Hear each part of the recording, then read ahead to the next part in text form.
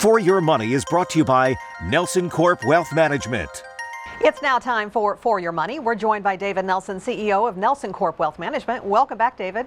Thanks, Brandy. Appreciate it. So the first quarter didn't get off to a great start. Is there any historical signal we can take from that? Actually, there is, and it's actually a pretty reliable signal. When we look back over the long term, what we brought along as far as with our chart today is going to give people a nice visual as far as how markets perform. So we're looking at quarter two through quarter four.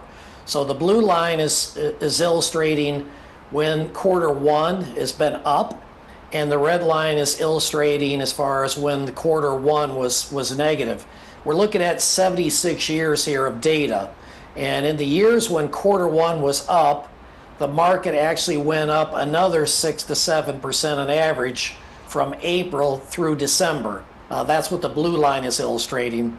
But when quarter one was down, as we see in red, the returns have averaged 2%. And there's many years that was negative returns as far as that took place there. So what we basically look at here is it doesn't guarantee necessarily a rough year, since we had a rough start to the year, but it's been a pretty good early indicator of what people might expect as far as looking forward for the balance of the year.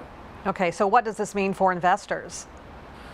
Well, I think the bottom line, as always, is basically to tell people that these charts and graphs and whatever that we bring in here, we try to put them together to try to come to some conclusions to help people make wiser decisions pertaining to their money.